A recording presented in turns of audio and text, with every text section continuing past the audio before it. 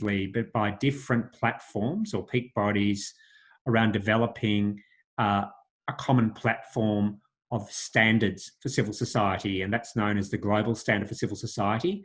So all the panellists are experts both in working with civil society organisations, but also in building bridges between civil society organisations from around the world. To begin with, it's customary in Australia when we're having any sort of meeting to acknowledge the Indigenous people from the local area that we live in. So I wanted to pay my respects to the Ngunnawal people, who are the Indigenous people of Canberra, the capital of Australia, and the environment around it, and pay my respects to their elders, past and present. I also want to acknowledge any Indigenous people from anywhere in the world that may be on this Zoom workshop or discussion this afternoon. And finally, I'm Mark Purcell. I'm the CEO of the Australian Council for International Development, and it's my great pleasure to introduce the panel to you now. First, and I'll ask each panellist to wave as I read out a little bit about them. So, Catherine Kanabahita is Executive Director at the Development Network of Indigenous Voluntary Associations. And she has been heading that DINEVA since November 2016. She's worked for many years at a national and global level, working in civil society with donors, with government and academia. And she's been a project manager. She's done strategic planning, resource mobilisation and communications. She's holds a degree in gender studies and gender mainstreaming. And she's also been an advisor to the Royal Netherlands Embassy and worked for World Vision International. So welcome, Catherine. Alina Neshik is Executive Director at the Balkan Civil Society Development Network. And Alina also has many years of professional experience that includes both coordination of the Balkan Civil Society Development Network, which brings together 14 CSOs in the Balkans and Turkey. And her area of expertise is also civil society development, working through the EU and communications. And she's worked on a range of international, local and global projects involving improving civil society, enabling environments. So we're very pleased to have you with us, Alina, too. Harsh Jatli, welcome Harsh, is Chief Executive Officer at the Voluntary Action Network of India, Vani. And Harsh is an expert in policy planning and management. He has many years experience too, working in the social sector in India and combining that with analytical thinking and research and working with the members of Vani. So he's worked on issues of environment, health, local governance, right to information and organisational development. And he's also worked globally as well through a variety of bodies, including the International Civil Society Centre and, as all of our panellists, the Global Civil Society Standard. Mr. Hadki Wakabayashi is Director of the Japan NGO Centre for International Development, or JANIC. He's been heading that since 2017, and he's also been on a board member of the Global Compact Network of Japan since June 2013. He's headed up, served as a director of Amnesty International Japan. He's been a visiting fellow at the Centre for Strategic and International Studies. He's been also a senator for the Democratic Party of Japan in 2001 to 2007. He's worked in government and also in business. He actually has an extraordinary CV and goes back working in the Yamaha Corporation as well, and has also studied forestry in Michigan in the US and studied commerce as well in Tokyo University. So welcome to all of our panellists. To facilitate today, I'm very pleased to have Jocelyn Condon, who is the Director of the Effectiveness and Engagement team. Jocelyn has headed up that team and brings together ACFID's work both on development effectiveness, learning, but also our own standards here in Australia for civil society. So I'm now going to hand over to Jocelyn to facilitate this discussion. Thank you. Thanks, Mark, and afternoon, everybody. Welcome to this afternoon's discussion. Just to echo Mark's enthusiasm, it's really exciting for us here at ACFID to be able to bring together so many of ACFID's peer networks from around the globe, and we have accommodated as many as we possibly could within a reasonable time zone, and we thank them all for being so accommodating and flexible in joining us this afternoon. It's Mark mentioned that we have all worked together at different points in time on accountability frameworks and on standards for the globe, and we're going to touch on all of these things in this afternoon's conversation. But I wanted to tell you a little bit about why we wanted to focus this month's ACFID Connect here.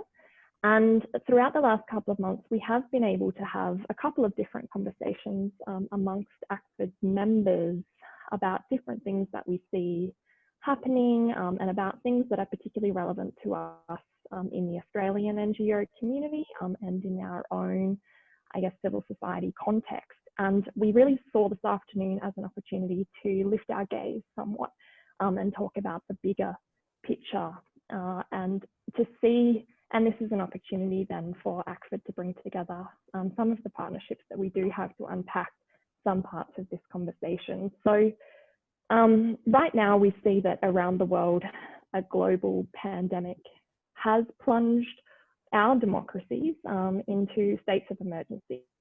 And within that, we see that, you know, this has prohibited and punished mass protests, that social gatherings in many forms have been outlawed, and a lot of the things that we have commonly held to be fundamental rights and freedoms are being restricted. And I think that for now, we are all, you know, in very firm agreement that this is necessary for the greater public health good. But the challenge that we see emerging within that is that a strong and capable civil society is really essential to ensure that when the pandemic eases, these restrictions are repealed and reclaimed by us as the civil society sector. And so I really think that what we'd like to unpack as part of this afternoon's conversation is how we as global civil society rise collectively to meet that challenge. And that it is a question that is actually common to all of our organisations. So with that challenge for this afternoon front of mind, I want to open with a slightly, I hope, more straightforward question. And I'm going to pose it to all of our panellists and ask them to reflect individually, because I think it's quite important to how we frame this afternoon's discussion and how we unpack the different themes emerging. So what I'm going to ask each of our panelists to do is just to tell us a little bit about how COVID-19 has affected human rights and civic space in your country or in your region. And within that, you can give us a bit of a flavour of the impact that's having on your daily life, but also on the civil society sector more broadly. So I might ask Alina to start, if you don't mind. What are you seeing in Macedonia? Thank you, Jocelyn. And it's such a great opportunity to be here with you and to participate at this global panel and to discuss the effects that the crisis has on civil society all over the world. I am the Executive Director of the Balkan Civil Society Development Network, which is a network of 14 civil society organizations from the Western Balkans, meaning the countries of former ex-Yugoslavia, Albania, and then Turkey. Those are all countries that are negotiating to be part of the European Union. So we have joined forces together in a regional network to have a stronger voice on international level, and especially towards the European Union. We are also a network of organizations that deals more or less with the same contexts in these countries, which is unstable democracy and countries that are still in a long transition after the socialist period that we have till the end of until the beginning of the 90s. So in this context, the challenges of democracy have been present largely in our countries, even before the crisis. But in such a case where we have the global pandemic, there has been strong concerns about how this will affect the democratic processes within the countries. And we have in some of the countries that we deal with, we already have populist governments in power that have non-democratic tendencies. And this has actually reinforced, the crisis has reinforced those tendencies. With the COVID cases appearing in the Balkan region in March and April, well, all of the countries have that we follow have put restriction on, meaning that we had an emergency, state of emergency proclaimed in all the countries, and with that, of course, restriction of movements and restriction of action from civil society organization in that sense as well. So there was a direct effect on the basic human rights, such as peaceful assembly and freedom of expression and freedom of association at that time. Although, as you mentioned, Jocelyn, we all consider that as justified, the measure justified, and analysis have shown that the measures that were put in place in our countries have been justified with the pandemic in mind. But as I said, the lack of confidence that we have, when I say we, it's larger society, towards the government in our country have been there, present, especially when it comes to the state of emergency, which gave an executive power to the governments in our countries.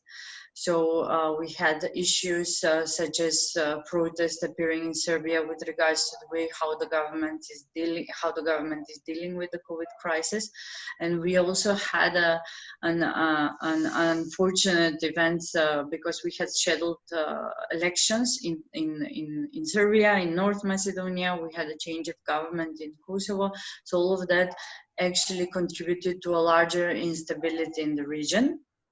And as I said, effects on the democratic functioning of those countries. So it has been quite complicated, and the role of civil society has been essential throughout this period.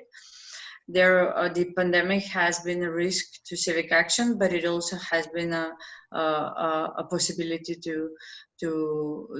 has been a huge opportunity for civil society organization to be more prominent and more visible to the daily lives of people, especially vulnerable groups around the countries. Because of the measures that were enacted in most of the countries, there have been gaps in dealing with vulnerable groups, with those who need social services.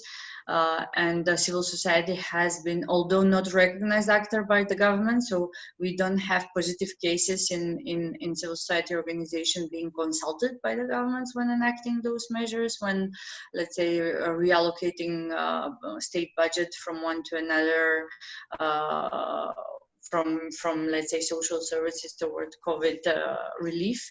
We haven't had positive cases when it comes to participation of civil society in official measures, but still civil society organizations have been very prominent in emergency relief, especially on local level, meaning directly with communities. This has been as well quite let's say positive to the image of civil society organization within the countries, because one of the biggest issues that we've been facing as a sector in this region has been the negative campaigns towards civil society organization in past years, mostly orchestrated by political actors and political parties.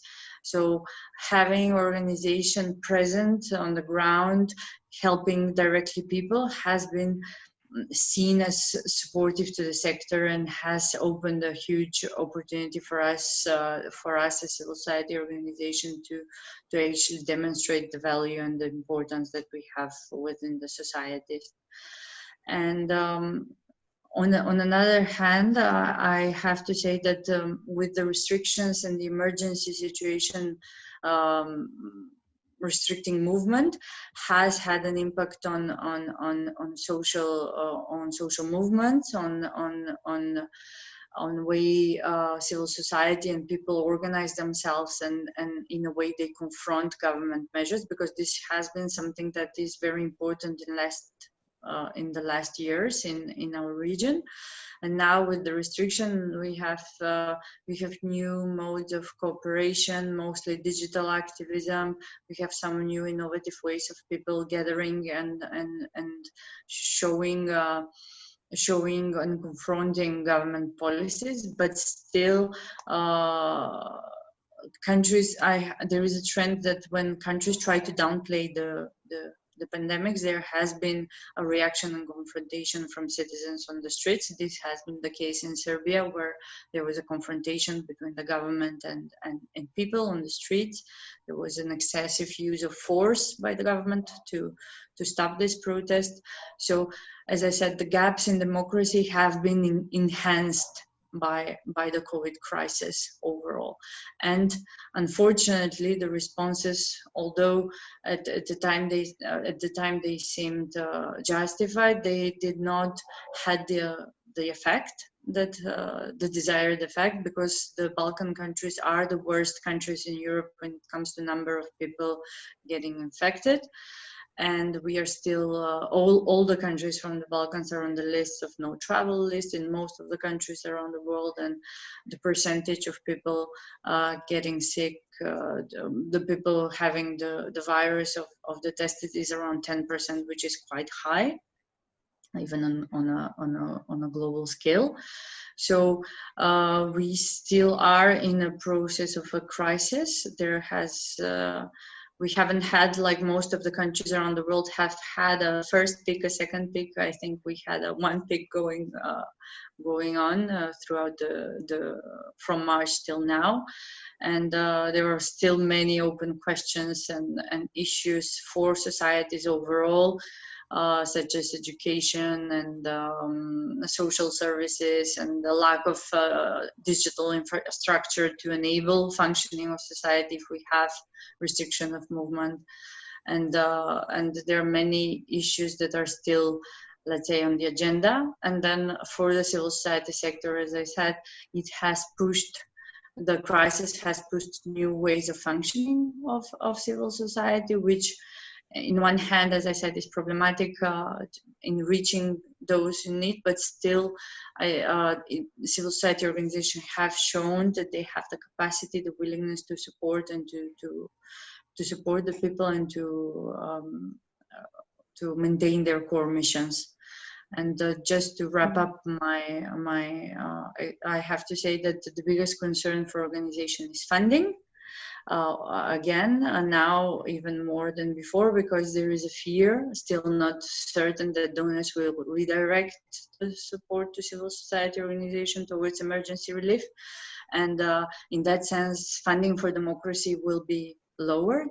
And as we have seen in surveys from civil society organizations, and overall, the need to fund the watchdog activities, advocacy activities, government monitoring is still needed, and even arguably more needed now than before. I think wrap up now. Thanks, Alina. It's a very challenging question to try and answer quickly. So I appreciate the time that you took with it. And the Balkans, obviously, as you mentioned, and your network covers many different countries and many different contexts and all kinds of different issues happening there. I think that, something that it's easy to forget for us here in Australia is that, for civil society in other contexts, we can often be talking about democratic freedoms that were hard won, and perhaps even only recently won in some cases. So to have certain restrictions like freedom of assembly in those contexts restricted is very concerning, I think, for civil society. And I also think that point that you made at the end is such an important one to highlight, which is a really significant challenge within the pandemic and it being of a global nature, is that it is consuming and happening in every aspect of our organizations and our lives all at the same time, right? So we see, you know, these funding pressures. We need to change all of our programs. We need to be concerned about civic space and human rights. We need to be concerned about our families, about our loved ones, about where we can go, about where our programs can go. And quite often that can lead us, I think, in the short term to wheel spinning a little bit and really needing to focus down on what's important to our organizations and reset, and then use an opportunity like we have this afternoon to sort of talk more broadly. But I'm also glad that you mentioned some of the opportunities that you see emerging, because those are also really important points that I want to come back to later in this conversation. But I might see if we have Harsh. I wondered if you could share with us next what you're seeing happening in India, because I understand that's also quite a diverse sort of set of scenarios and issues there. And I wondered if you could tell us a little bit about COVID-19 in your context. Thank you. Actually, you know, as Alina has said, there are many things which are there, which are like global, which are everywhere, irrespective of the country. We all are facing that. But I will highlight few things which are very peculiar about one is civil society in general, and secondly about the country itself. See, if you see for the last almost 2 decades, in the worldwide, there was a very sustained, systematic approach to make civil society weak and to curtail the civic space. That was a global phenomenon. We all observed it, working as a various platforms at national level, international level, we observed it. Say, for example, various rules were made in many countries which were restricting the financial flow to civil society. Whether it's a domestic money, foreign money, so many taxation laws were made.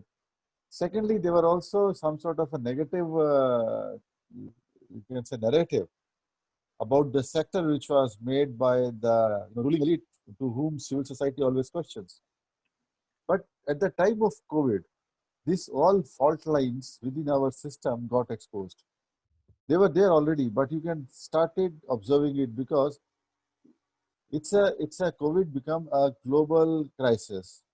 And when it becomes a global crisis, it becomes a crisis which makes difficult for any individual entity to address that. Say, I'll give you an example of India. When the lockdown started in March, there's very strict lockdown. They said no one can go out, no one can, there was total 100% very strict control. But another problem started along with it, because since it was a very knee-jerk reaction, many migrant workers started feeling that they're going to starve because they are not going to have, because they are on daily wages, what they're going to earn. So they started walking towards their villages. So additional problem came. Initially, most of the governments thought that it is a medical problem with a medical solutions. They thought COVID is a medical problem, we can solve it by medical solutions. But then they realized it's a social problem also. So civil society came forward to provide support in mitigation of COVID, as well as handling the sudden migrant flow of population. So in this, if you see, we realize one thing, that the government realized that alone they can't handle this problem. They have to have a support from civil society. They have to have support from the private sector. But as a civil society, we realized one thing, that whenever there is a crisis in the society, the civil society comes forward, helps out in recovery, whether it's a first aid, whether it's a, rehabilitation, everything is done by civil society. But once that crisis is over, everything becomes normal, and the negative narrative again start coming in forward, all of us. People generally forget the positive contribution of civil society. So this time, there are 2 factors. One was that the civil society in India realized that let's document our challenges, our problems, our issues, and our success, our innovation, and share with each other, share with government, share with everyone. But secondly, also, second issue was that since it's a crisis which is also putting us in a very challenging situation, because civil society had no resources. Our taxation laws, our financial laws in the last 2 decades have made it such a way that you can't save anything. Whatever you get as a grant, You have to spend that. If you save it, it's going to be taxed. So civil society had no money. But whatever little money they had, they were responding to the crisis. Secondly, the civic space outside was such that civil society had to negotiate with the local administration, even providing basic food and shelter to population which was homeless. So they realized one thing at this stage, that we should document all those activities, we should document all those things so that we can negotiate proper space with the government in future. I will also, share the concern of Elena regarding funding. In India, the foreign funding is reduced. Most of the foreign donors, either they have left India or they support government to government funding. So for civil society, there was no money. And the rules are so restrictive that for the foreign donors, it's like a risk to give support to local NGOs. They prefer to give money to the government. But the second source was CSR, the corporate social responsibility money from the companies. As soon as the COVID crisis started, the government, the Prime Minister Care formed. It was like a trust, and the government, you can say, regulation came that all CSR money can be go and should be given to PM Care. So the civil society, the money which was looked at will come for COVID rehabilitation or mitigation to civil society, went to government again. So there was total financial crisis. But civil society took support from the local groups, the temples, the religious institutions who provided a lot of support, and local population. So with that, we were providing all the services. But the second question was about the civic space. The second opportunity which I see came as opportunity was also the consultations. Government started recognizing the contribution of civil society. They formed panels by the national government that how civil society can be engaged in dialogue in COVID mitigation. But remember, these dialogues were not on the policy analysis. These dialogues were not on the critique of the system or the critique of the health services. These platforms were created to have a dialogue on the service delivery, that how civil society is contributing, how they are providing those services, how they can give that feedback back to the government, how they can do more rather than question. So this is another challenge which we face. And the last opportunity which we saw was, like today we are having this conversation. Now imagine if you all plan to have this conference in Australia, how much money you have to spend. You also have to fight for visas and then come. But this COVID has created an opportunity where civil society is interacting with each other in a cyberspace. It is a normal for international CSOs to have a conversation on Zoom and all those. But imagine the grassroots organizations, the district level organization, the smaller organization becoming familiar with Zoom. So now they have more opportunity to have a talk. They talk to each other on these issues. So the conversation space has come as an opportunity, which is proper use of cyberspace.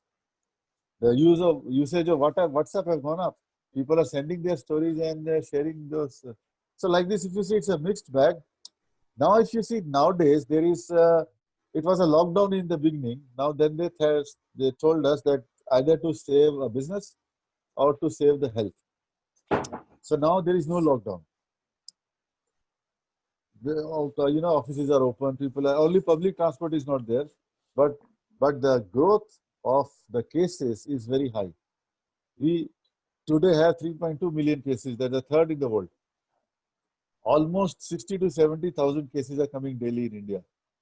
Almost 1,000 deaths have been reported every day. Who knows how many of them are reported actually.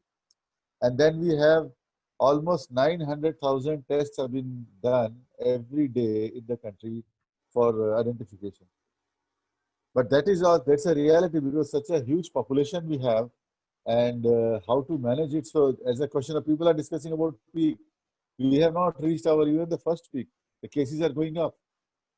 And some states who were initially reporting the cases, they are now going down, but cases are now reported from the places which were not there in the list. So it's a very challenging situation for civil society. Definitely, as Alina said, funding is going to be a major crisis in future, and There was a study done by Bond also. We here in India also we have done analysis that the future does not seem any bright for the organizations, especially those who are into advocacy, research, policy analysis. Maybe those who are into service providing can provide those services as a subcontractor to the government and to the private money. But others are going to face a problem seriously. Thank you. Yeah, thanks, Harsh.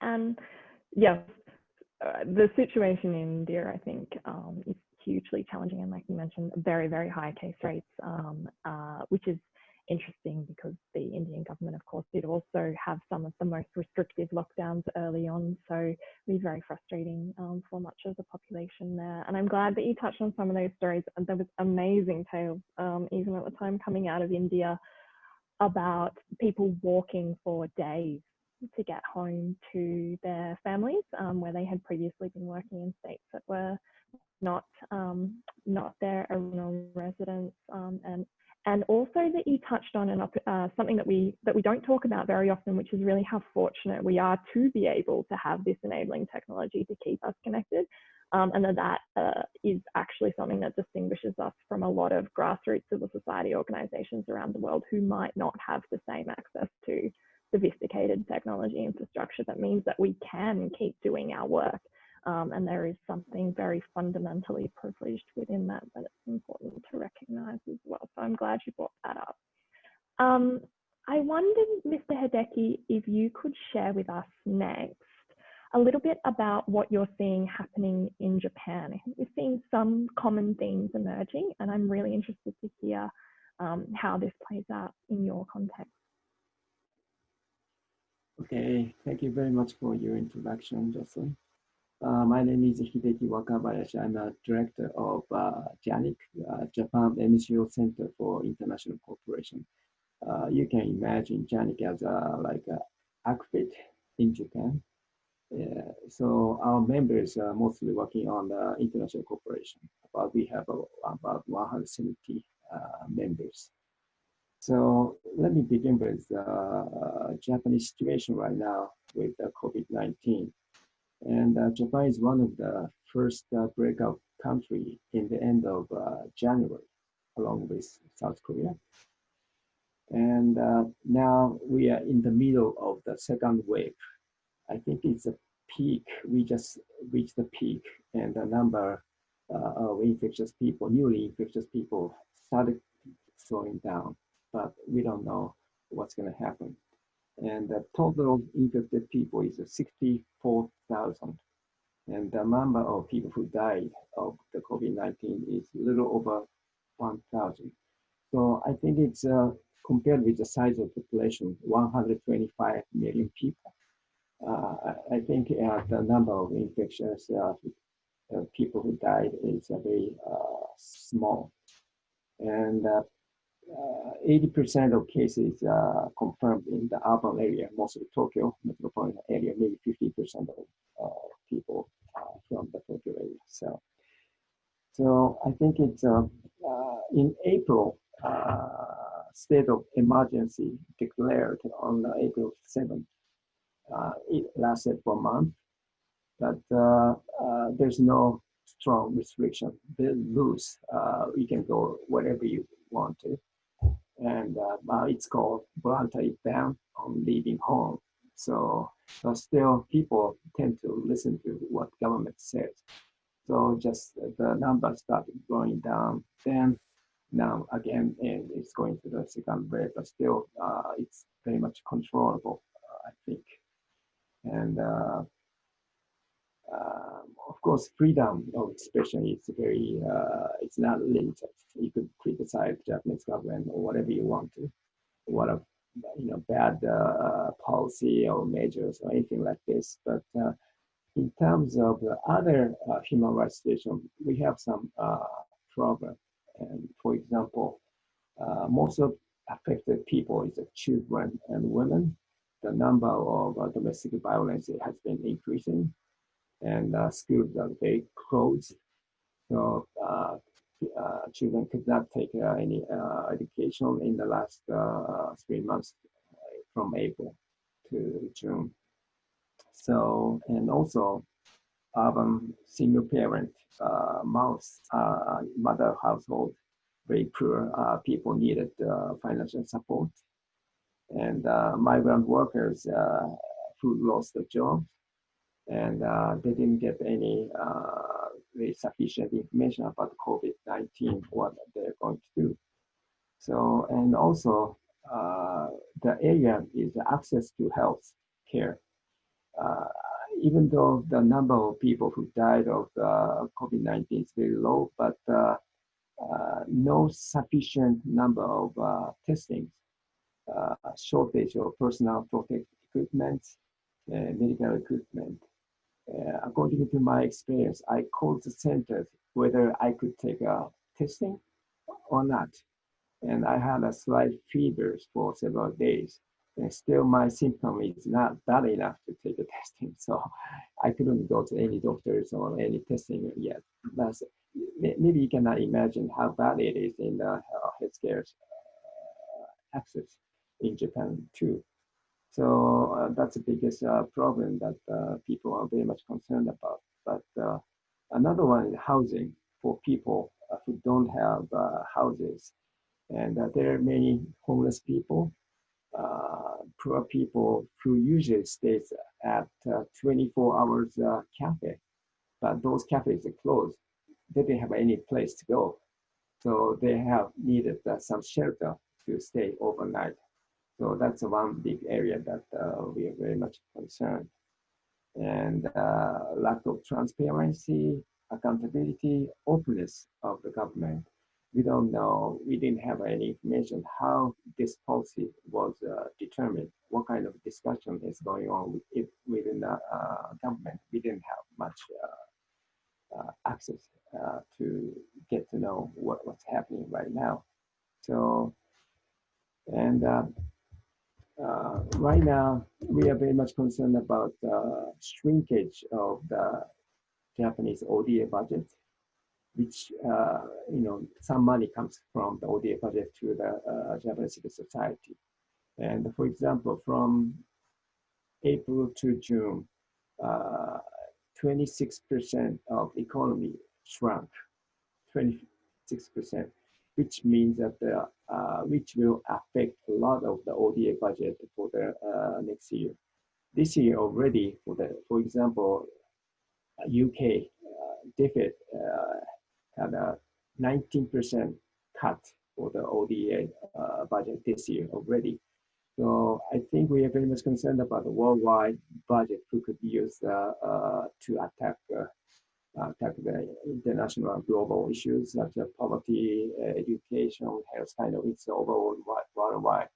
So Japan is not exceptional. It's we are very much concerned about the amount of money we could use for the international cooperation to tackle the global issue. So that's another issue, and of course we have a funding problem also, and we have about 170 NGOs. Most of the people are not allowed to leave the country to work on the ground on the developing country right now.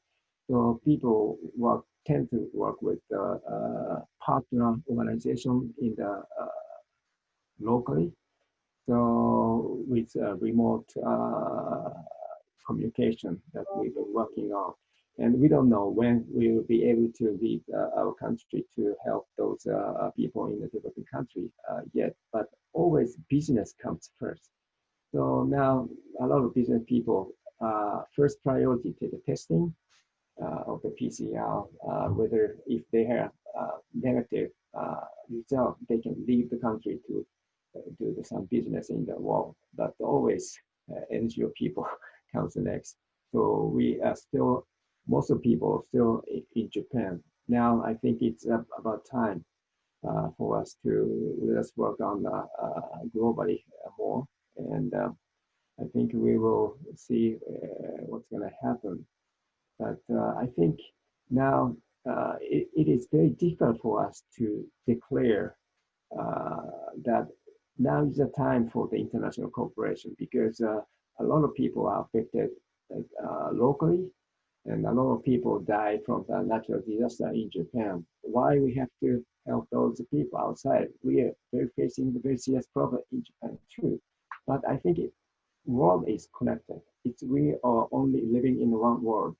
So now is the time for us to do some work in the internationally for those people who are affected in COVID-19. So I think this is kind of a campaign that we are doing right now, working with Ministry of Foreign Affairs and some we call JICA, Japan International Cooperation Agency. So that's all I have to say right now. Thank you.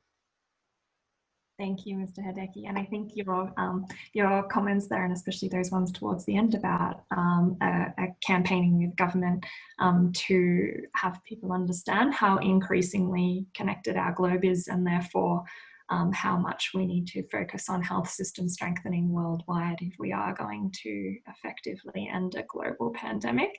I think those sentiments will be very familiar to many of ACFID's members. We're also running a campaign at the moment of a very similar nature that I'm sure we can share with you as well. Catherine, I wondered if you could jump in here next, just to round out this part of the discussion and tell us about what you're seeing happening in Uganda.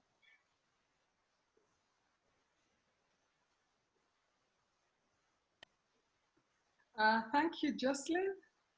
Thank you for the opportunity to share what's happening in Uganda, and I'll share a little bit more about East Africa as well, or Africa at large. For Uganda, like most African countries, the numbers haven't been so high, except South Africa. So we're dealing with a global pandemic that is more into the news or being talked about by the government, but the people on the ground are not feeling it.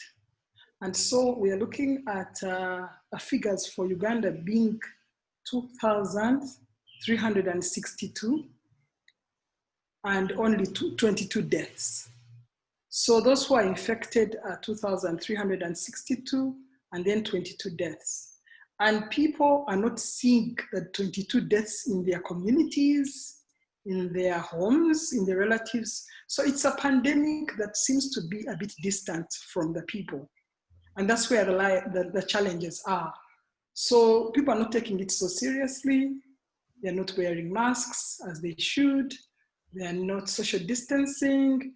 They're not doing really the usual SOPs that are expected to be implemented because it doesn't seem to be a threat to their personal lives. However, since March to around June, we had the lockdown, forced lockdown by the government. And because of that lockdown, it gave an opportunity for a government that is authoritarian to be more oppressive. And as the Civicus 2019 report says, when a country before COVID-19 was suppressive, then after COVID, the situation becomes worse. And for Uganda, it can easily move from suppression to a closed civic space. And so when we had the closure and the lockdown for those 3 months, there was measurable impact on the communities because we began to see people's livelihoods being affected, sources of income. We saw higher unemployment, job security, insecurity rising. We saw issues of, economic uncertainties and really fears about people's survival. And so when the COVID when it started in the beginning of the year, and the country decided to have measures to control it, the president and the government decided to use more of martial laws and very aggressive systems like all over the world. And for us, it was seeing security agencies coming in aggressively to implement these standard operating procedures. And so we saw violation of human rights. We saw people being beaten. We saw no freedoms to expression and movement. like many parts of the world, but it went a step high, a little more, aggressive, because that was an opportunity where the government could suppress dissent even more. And also we saw a situation where it's time for elections, because the presidential elections and the parliamentary elections are in February. So this is an election period. And so the current government has been in power for 34 years. And so this has been used as a guise to actually suppress the opposition and give undue advantage to the current government. So we are seeing more of restrictions for movement, restrictions people to associate. And so we see a global pandemic, a threat to people's livelihoods being hijacked and politicized. And that for us is our major concern. The same happens with other countries in the East African region, where if there's elections that are coming, then we're seeing authoritarian regimes hijacking the pandemic and using it to suppress the opposition so they can have undue advantage. Secondly, we are looking at the social impact on the communities, especially where the health facilities are now being restrained and not being enough or adequate for the people, because there were restrictions on movement, so even the medical workers were not free to move. And so we saw people actually suffering and dying from other diseases beyond COVID-19. So you see people like maternal health, figures of women dying in giving birth increasing, infant mortality rates going high. So in terms of health liability, we're looking at more deaths, not from COVID-19, but from the other health issues that due to the neglect of the health sector and trying to focus on the COVID figures, which are not there. And for the civil society, we're looking at how do we coordinate our work and continue to hold government accountable, even when we are not considered as essential services. And currently, we are seeing schools are still closed, churches are closed, and indeed, there's curfew up to moved from 7 to 9. So these whole restrictions, people cannot understand why they're there when they cannot see the real impact of the COVID on their personal lives. And then at the same time, you're seeing the learning, they're telling students go online, and yet they don't have access. Some of them don't have access to internet and online platforms. So clearly the schooling indicators are going to go low, and we don't know how long this is going to continue. We are also seeing a situation where people are asking government to open up more, because and also face the realities of what COVID has to bring on board. And with civil society organizations that are dealing with issues that complement health services or domestic violence cases or psychosocial support, things that are linked to health can operate. But for the civil society organizations like DENIVA, which holds government to account, or which is into expecting government to be transparent, especially in the use of COVID funds, then we don't have that freedom to do that. So clearly there's been evidence of lack of accountability on the side of government. And as I said earlier, because the situation has been politicized, we are seeing a lot of funds moved from the treasury and shared out by the politicians, and we're not seeing accountability for the COVID funds. We're seeing more funds coming in from IMF and World Bank, and so the country is even getting more indebted. And those are the issues that civil society organizations would be able to raise and ask for accountability on finances. And so if we are not able to do that, then clearly we are seeing a situation where the economy of the country is going to go downhill because of the misuse of funds and the politicization of the disease, and also the whole impact of corruption and lack of accountability because of the shrinking civic space. And so how do we move forward in this kind of context? We are thinking of doing more coordinated approaches of our work.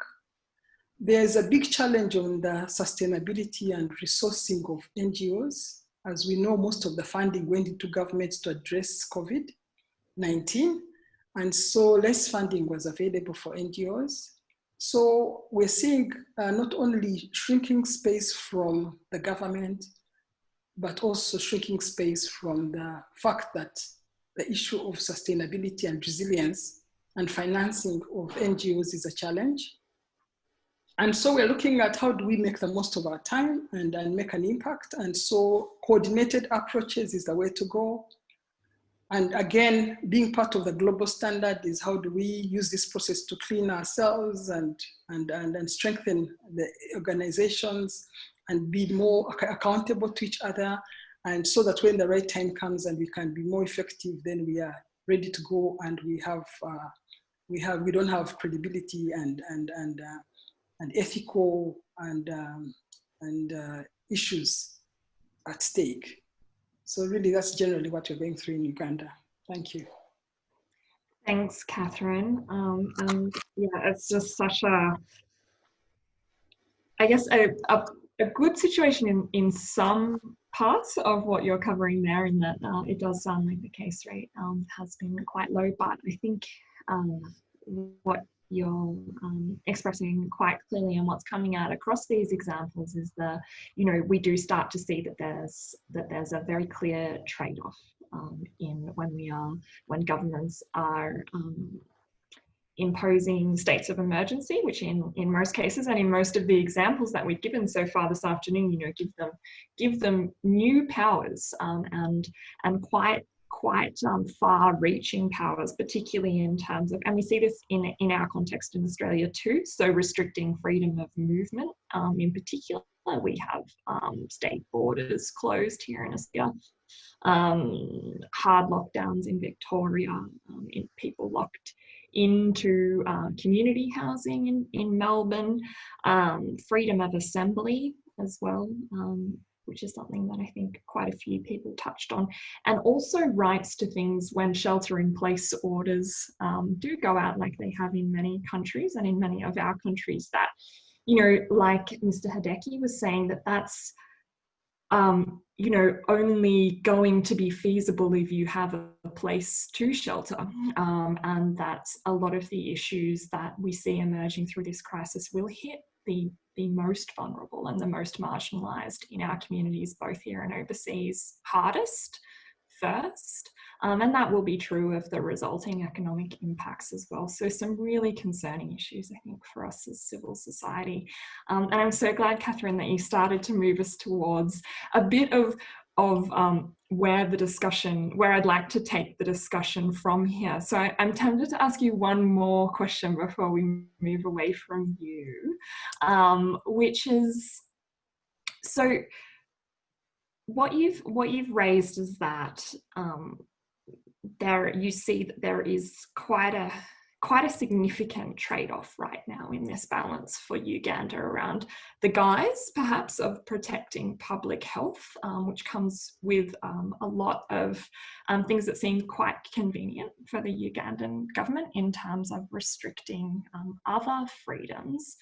So I guess my question is, how will we know, as civil society organisations, how do we know where to draw that line, where the balance tips over and we find in our context a situation where this has gone on for too long, and that restricting these rights and freedoms is now coming at other costs, like maternal child health, like people's general health and well-being, as well as their sort of other basic human rights around civic freedoms and democratic freedoms.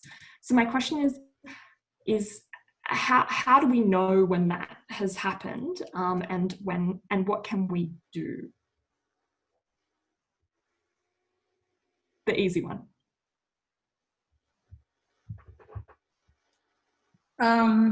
That's a tough question. And That's others a question. feel free to jump in as well. Yes, it's a question we're asking ourselves. When do we know we've crossed the line? What should we accept as legitimate or in the interest of the citizens? How do we know that government has gone overboard and we need to push back? That's basically the question we ask ourselves every day, every moment, but it's legitimate. And I think for Uganda, the most important thing is realizing that the martial laws, the restrictive COVID SOPs, standard operating procedures, are not considered the new normal in the long run. And I think it was okay at the beginning when the numbers are still increasing and there's a lockdown and there were trucks were moving in from Kenya and Tanzania and bringing the illnesses. But as I said, when people cannot see people sick in their homes and in their communities and people not dying whom they do not know, then it becomes distant. And so the question is, how do we ensure that the government does not make this state the new normal, so that over time, when people's restrictions on expression, of association, of assembly are due to COVID, and then they are used politically to advantage the ruling party. How do we make that not the new normal? And how do we do that is because we do it by ensuring that we continue to speak out. Because Uganda, they were saying, if indeed there's a state of emergency, why doesn't the government declare it as a state of emergency? But that has different implications. And so what we saw was more like a state of war against COVID and its military implications. So it's the thin line between how you tip over and what trade-offs to have. But at the same time, is how do we keep our voices and our presence known in this whole discussion? How do we continue to push ourselves onto the round table? They say not an essential service. They say you're not important to the addressing COVID, but we say no, we are important because we are constitutionally, we have a mandate to hold government to account. We have a mandate to provide social services. We have a mandate as NGOs, as civil society. So reclaiming our mandate, speaking out, joining forces, and also working with the media, because the media is also under a lot of suppression.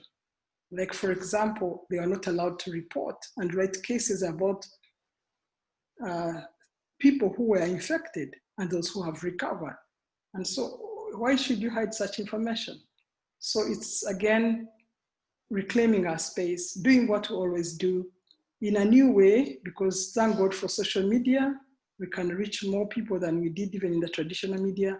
So using the new platforms, online platforms like now, we have learned how to use them more, working away from home and doing things differently, but more effectively. So not sitting back, but always being creative and very innovative in how we continue to do our work and reclaiming our space and our mandate and hold government and hold ourselves accountable so that we can speak on behalf of the citizens on which we claim to represent and to stand for. Thanks, Catherine. And it's really not an easy question to answer, but you've given it a great crack. And I think where you've started to move in that answer is where this conversation, I'd like to take it this afternoon. And to do that, I want to sort of move towards the opportunity part. And I'm not knowing the age of everybody on our call this afternoon, but I'm going to guess that it is, for most of us, the first time in our living memories that, and especially in our professional lives at least, that we find ourselves facing this challenge, which is a truly global pandemic. So this does mean that our organisations are combating similar issues worldwide and seeing a lot of the same things playing out in our context, which is, of course, a really big challenge, but it's perhaps also an opportunity somewhere within that.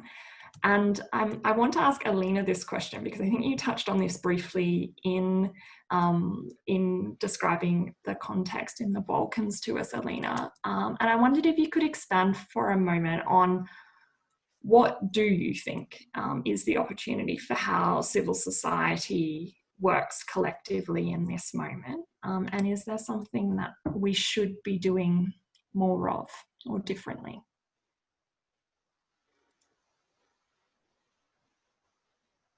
So thank you, Jocelyn. Yes, I actually started talking about this during my presentation, because it is something that we have been working on since the beginning as a network, and as a network covering many different countries.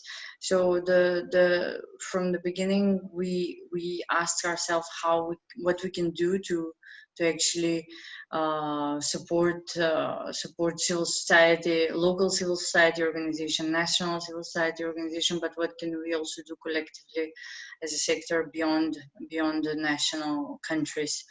So it's been we actually, just to say, we implemented a survey in many of the country by asking civil society organization of their experiences during the time of the state of emergency, and the impact it has had on their functioning. And we also asked them about several different aspects of the way they work. So how did they deal with governments, different types of questions. Did they need permits to act? So out of the analysis, the early analysis that we could draw is that there is a willingness from civil society organization and a need to work together. When I say together, it means throughout different types of civil society organization, different sectors, and also a bigger and joint efforts in advocacy towards the needs of the civil society sector. So it is out of the early conclusions that we had, as I said, the way forward for civil society organization is a bigger investment in digital, as I mentioned as well before, especially in our context, and when it comes to grassroots organizing, when it comes to direct support to communities, we saw that there is a gap into what civil society organizations, organized civil society organization offer in terms of digital services, in terms of engaging people with different types of different modes of engagement. Also, we actually saw that there is a need for better adaptation. So this is more of a way forward for civil society organization, but also for supporters of civil society organization work, such as donors and founders. So civil society organization needs to be more proactive and prone to change. They need to be anticipatory, which we saw that in this case, same as the governments, most of the organizations were reactive there were no mechanisms in place, and in that sense, gaps to services to the most vulnerable organization occurred. Even if it was for a few days, there were very important few days for many of the groups that we support and help.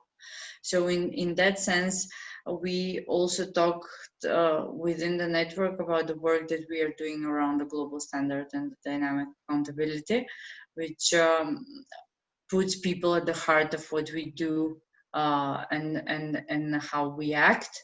So we were actually talking a lot about reaffirming accountability and reaffirming accountability and transparency of civil society actions overall as a sector. And as I said, what we saw here in our region is that civil society organizations gain relevance within this time. They gain visibility and for what they were doing even before the crisis. But still having in mind the pressures that we are having from governments, from political parties, and having in mind the difficult environment in which we function, I think that the conversation around dynamic accountability, around stakeholder engagement has been quite active and necessary at this moment. It's a great answer. Thanks, Alina. And I think there's, as you say, there is opportunities within there, and opportunities both for how civil society organisations, I think, work within our respective countries, but also how we work between them as well. And I wanted to just briefly ask you, Mr. Hideki, if you could help us a little bit here with, so one of the opportunities that Alina spoke about is for our organisations to, I guess, reprove our relevance, and that there is something within here that shows the value and the role of civil society, what is fundamental to what we do and what we can achieve.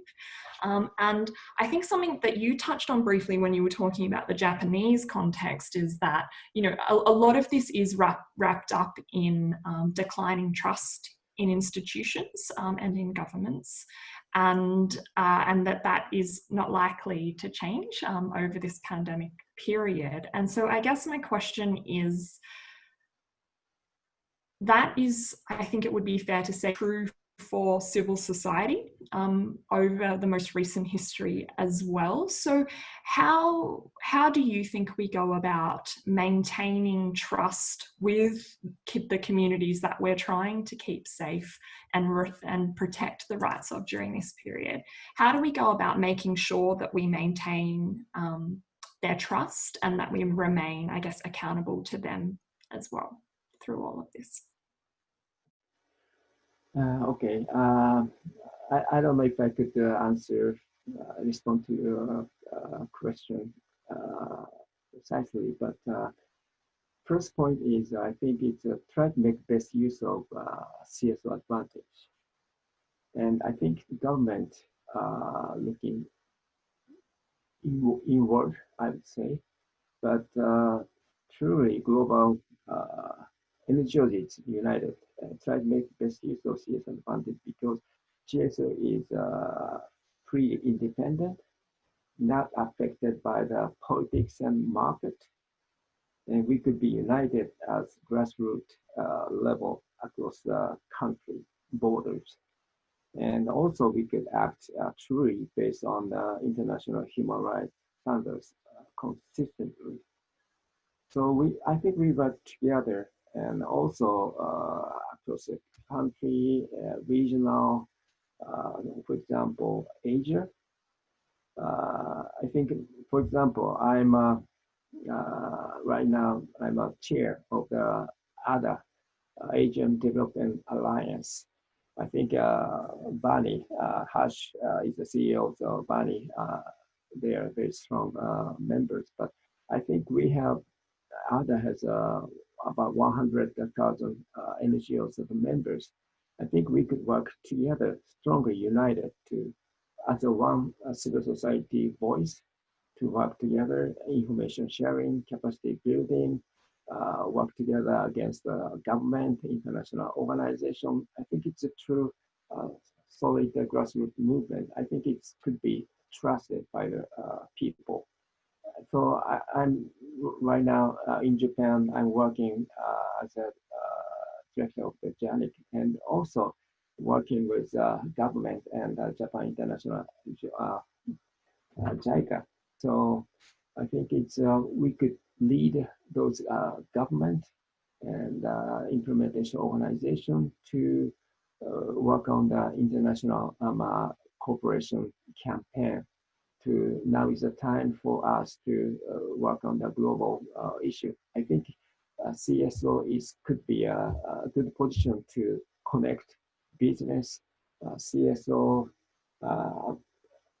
government, university, foundation kind of thing to lead, to work on the global social issue. I think it's try to make best use of the CS advantage. I think it's we should work with global social issues with confidence.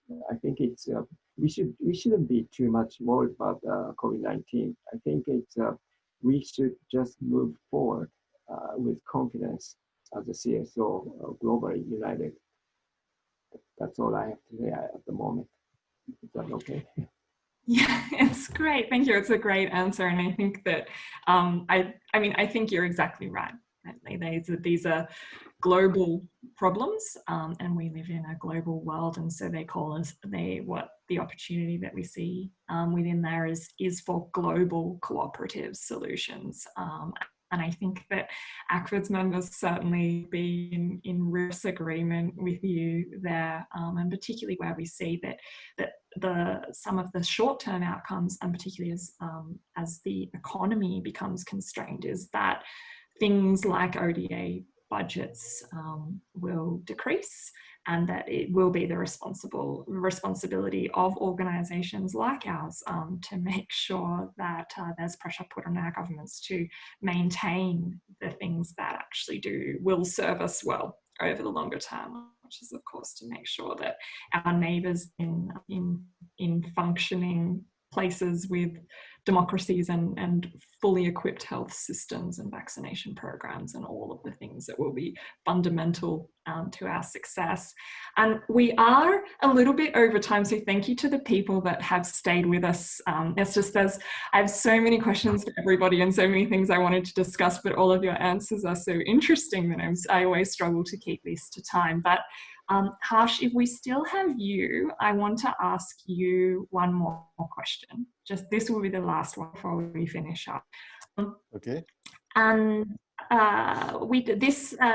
Alina touched on this briefly, and we heard a little bit about opportunities for us to work together through the pandemic and to rebuild trust and accountability.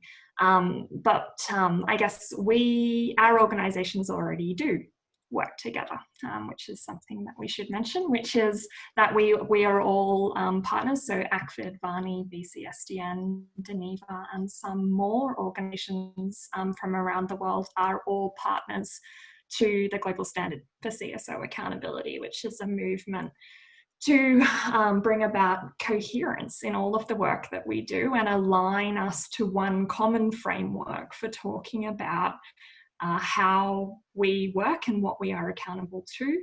For ACFID, it's our code of conduct, which will be familiar to much of our audience, that is aligned to the global standard and directly refers to it.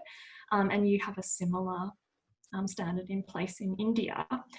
So I guess my question then is, what do you think is the role of something like the movement that we work on together, the global standard, in all of this? And how can it speak to some of the challenges emerging out of this pandemic?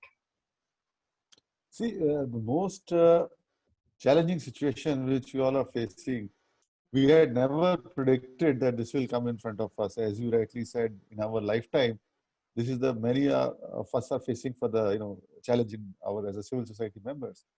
On the other hand, if you see the global standard, we all talked about how to put people in center and how we are accountable and how we can develop visible signs in each country, which are based on our lot of the global reference standards, that how we can have visible signs. We show that the civil society is accountable, transparent to the community. Now, if you see, as I said, in the case of COVID also, that there's a trend of almost 2 decades in which civic space has been shrinking. And it's not always true that it is always by the external party. That's one side of the coin, that the space has been shrinking. As a civil society, we have also contributed to create a situation in which this space is shrinking for us. For example, we have become, or we have made our life so complicated that whatever we do, how we do, is in such a complicated language that the common people in the street can't understand what we do. So I think it is now an opportunity that we use the standards which have been created under global standard and link it with the experiences during this COVID mitigation campaign in each country and in the region, as Hideki was saying, and build a body of knowledge which can be shared with the community in the long run, so that in future, when such situation comes, we all are prepared. We all are prepared, and there is a support of public for the civil society in each country and right up to the grassroots level. Let's take example in India, when I said in my earlier presentation that there was a space shrinking so much that if local NGO wanted to distribute food to the hungry migrant workers, they have to take 5 or 10 different permissions to go out and give that food, because there was such a strict lockdown. On the other hand, the national government was having conversation with us that how civil society can be engaged in COVID mitigation. So you can see that the space at the grassroots level is restricted, and at the national level, they're having conversation.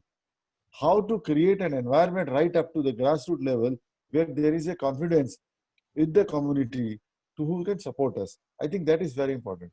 Thank you. Sash, it's a great answer. It's the perfect answer. And I think it's a really nice sort of call to action, perhaps, to round out our discussion this afternoon. And for those of you who are interested and still with us, I am just going to post a link in the chat here if you do want to read more about the work that our organizations do together. You can jump in there and have a look, and do get in touch with any of us if you have any questions. I think we're going to have to wrap it up because we are over time, and it's just been so interesting to talk to you all, and wonderful to see all the friendly faces from around the world, from ACFID's partners, which has been just really, really interesting and really valuable. So thank you for making the time to spend with us this afternoon. I feel like we barely scratched the surface of some of the issues that you raised, and I hope that you will be able to join us for more conversations in the future, because I'd love to be able to drill down and pick your brains a bit further on the issues and the opportunities, and I'm sure ACFID's members will as well. So do expect more invitations in the future. Thanks so much for joining us. Have a wonderful day for some of us, and a wonderful evening and afternoon for the rest of us, and we hope to see you all again soon. Thank you. Thank you. Thank you. Thanks. Thank you.